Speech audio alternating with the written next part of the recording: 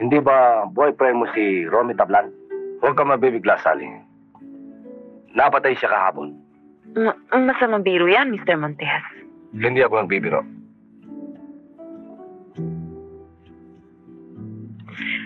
Bakit kailangan pang mangyari sa kanya yan? Wala ka bang idea kung sino maaaring pumatay sa kanya? Wala. Napakabait nga niya. At saka, wala naman siyang kalaban. Bueno, Sally. Pipilitin kong matulungan ka. Gusto kong maging magkaibigan tayo.